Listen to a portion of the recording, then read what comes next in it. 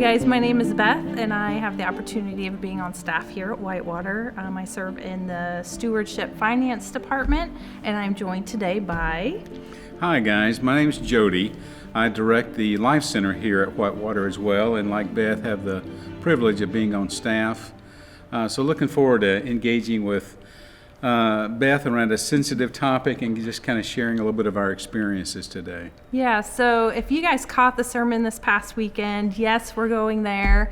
If you haven't, feel free to go back. I would highly encourage going back and watching that, because if it's not something that you're dealing with, I know that you probably have somebody that you know that is. And the subject that we're talking about, wait for it, is lust. And a lot of that topic, a lot of that sermon content dealt around pornography and the addiction to porn, and then some other things that people can get into that really aren't healthy for relationships. So that's what we're here for, to talk about today, hopefully to provide hope to you or to somebody that you know. So I guess we'll just jump right in. So I think probably the first question that people would ask is, like, where do I get help? Like, if this is something that I'm struggling with, who do I go to? What's the first step? And what would you have to say about that? Yeah, it's a great question, Beth, and the answers are complex. So it kind of depends upon where they are in the process. The term addiction is bandied around all the time. That's a clinical term that actually appears in the DSM manual. It has specific behaviors or chemicals associated with that term. It has very specific diagnostic criteria. So I don't use that term lightly or flippantly. But if you're involved with, if you're maybe addicted to pornography, then one of the key steps is understanding there's an old adage, a phrase in recovery language that says you're only as sick as your secrets. And that's kind of the starting point, Beth, is shining a light into some of those dark, creepy corners that only you know about, and bringing it out into the light so it can be looked at, right-sized, fully understood. And then that's the beginning of the process of coping with some of those temptations. Yeah, that's a great place to start. And I think that maybe for people who are kind of maybe on the other side of the equation, they're part of a relationship in which the other partner is the one that has that struggle or that addiction. That's the viewpoint that I'm coming from. I actually was I was married. I've actually been married twice. My first marriage ended because of an addiction to pornography. And I remember I was very young at the time. I was 19 when I got married, 28 when we got divorced. And I had a very hard time, once I found out that my husband was addicted to porn, actually getting past that. There didn't seem to be a lot of resources available to the spouse or to the partner to get help as well. It felt like it was a taboo subject. Not a lot of pastors. We went to several pastors to talk about it, and it was just almost one of those subjects that was so uncomfortable to talk about, you might as well just not talk about it at all. So what would you say to maybe the other side of the equation? If somebody's in a relationship and their spouse or their fiance or boyfriend or girlfriend has this involvement with pornography or with some sort of addiction, what would you say to that person? Beth, again, there's so many complexities to that question. It's a great question. From a male perspective, more often than not, if they're involved with pornography, as an example, they're looking to elevate pleasurable feelings or to numb out some painful feelings. They have very little capacity to understand the consequences, the implications of their involvement with it. So for a male to understand how this realization would affect my spouse, it's almost like a foreign language to them, Beth. They can't fully grasp it or understand it. But I would say on the other side of that coin, to the female who suspects or has directly found evidence that someone's close to her is involved with that, then confrontation is the starting point, as hard as that is. Even in the absence of concrete data or proof, instinctively You'll recognize there's something different in our relationship. We're not as close, we're not as intimate. I'm being treated in a cold, calloused, objectified way. Right. Those become indicators that the female should act upon and do some confrontational kind of dialogues. That's kind of a starting point, Beth. So it's important for males who are involved with out-of-control sexual behavior to understand the safe people that they can begin to talk about this subject with. If they just back the dump truck up and dump the whole load on their unsuspecting spouse, Right. that could immediately result in an exploded relationship with no opportunity for recovery or reconciliation from that relationship. So talking to safe people is critical. A trusting friend, a pastor, a counselor, those are safer starting places when an individual begins to deal with it, rather than just trying to hash it all out with their spouse. Yeah. Every relationship is built upon 100% honesty and vulnerability.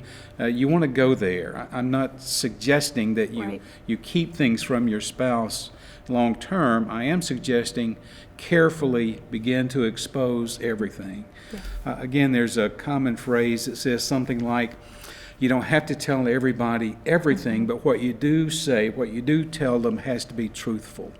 But I would, caution too quickly dumping everything Right. out on your spouse. Let some experienced people help you in those dialogues. Yeah, and I would have to agree, coming from the viewpoint of the spouse, when I did get remarried, this was a subject we talked about. I asked, is this something that you deal with? And was told no, no, no. And then 2 years into our marriage, it was just that. It was a complete dump of all of the stuff that he had kept hidden, which was really devastating for me. I think that it freed him up and it lifted a weight for him.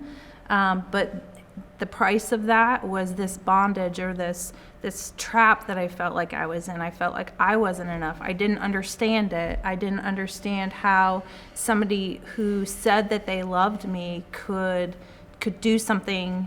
At that time, I thought it was to me. I realize now that was something that had been part of his past for a long time.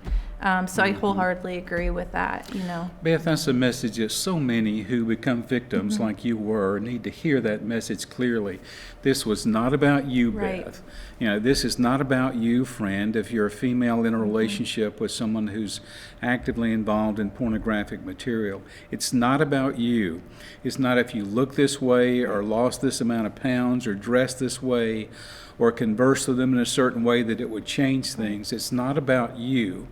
These are about issues that the guy you're in relationship with, they're not coping right with life. They've not learned basic core skills to deal with the ups and downs of everyday life. They've taught themselves to numb out that pain or to elevate pleasurable feelings with inappropriate behavior, and it has nothing to do with you. And that message is needed, but so hard to understand for gals.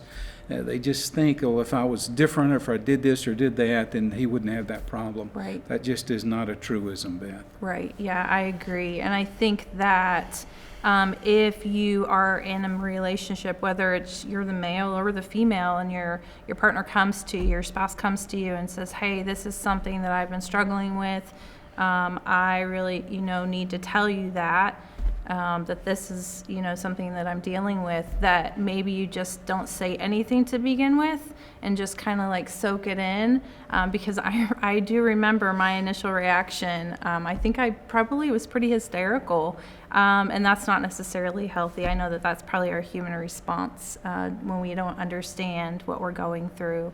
Yeah, it's important to have good boundaries as things are coming to light, getting out of darkness, and you're beginning to work on things individually as well as collectively, relationally, Beth. The kind of message that you send is, I care for you deeply, maybe I even still love you, I want to be in a relationship with you. Right. But if that's going to be reality, then these are some things that I expect out of you in order for us to maintain our relationship together.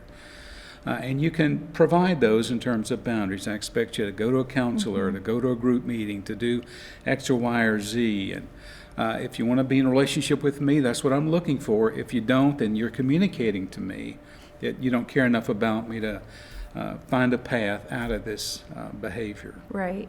And I know that our main point today is obviously to bring hope to you guys. This is a subject that is, again, taboo, it feels like. It brings a lot of shame and guilt to those that are involved. But we want to bring you hope. And we believe that there is hope for everybody, regardless of what you find yourself in right now. So how would you suggest that people, whether it's the person that's involved or the person that's maybe in the relationship with somebody, how do you suggest them taking a step forward and finding hope? Yeah. There is hope on the other side of this. You're not shackled into a way of life and relating that's permanent. There can be freedom from out-of-control behaviors. That is entirely possible. We have people all around us in this church family, among our staff, that were at one point trapped in the snare of some out-of-control behaviors that have found victory and hope over that. Beth, I could cite dozens, if not hundreds, of relationships I know of personally that have recovered and been restored from the explosion of out-of-control behaviors in their lives. So it certainly is not an unbeatable foe that you're involved in. Hope is possible, and there is a more meaningful, fulfilling, dynamic life on the other side of these kind of out-of-control behaviors too. So it's every reason to be hopeful that this can be dealt with. So Beth, one next step I would suggest for our viewers, this dynamic, it has a spiritual component to it, as well as some practical components where you're relearning, you're developing new patterns or habits to cope with life. So there's both and. But a reasonable next step might be just to enter through prayer, ask God for help in dealing and coping with it. And then a next step might be just to reach out to someone that you consider safe to talk to. Give us a call at Whitewater. Meet with a local counselor. Offer to buy some friend of yours lunch and just set it up by, there's some important things I need to talk about. Can I buy you a Skyline where we can just process a few things that are really overwhelming me these days? That might be a good next step, Ben. But it's a spiritual aspect to it for sure. There's a whole component of relearning behaviors and response patterns to difficulty that'll give you longer-term freedom. So some practical as well as spiritual next steps would help. Yeah, and from my point of view, from the other side of it, I would suggest that if you're in a relationship with somebody that's trusted you enough to come to you and say, hey, this is a problem, I'm going to get help, I'm going to take the next steps I need to get healthy, that you too find hope and help through a trusted friend.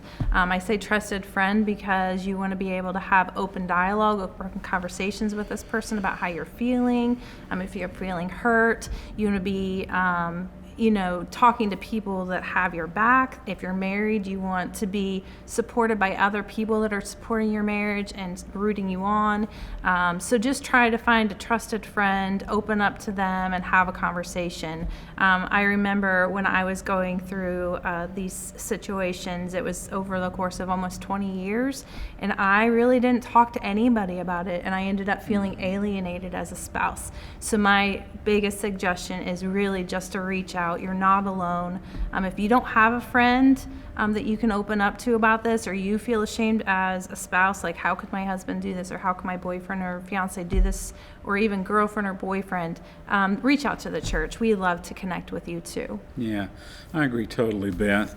The next person who recovers from some kind of out-of-control behavior or addiction, the next person that does it alone will be the first person I've ever known that has done it alone. Exactly. It does happen in community, in vital, deep, core-to-core connection with other people. So you're saying it and I'm saying it. Connect with someone who can walk through this journey with you. Yep, we believe that there is hope for everyone. Yeah.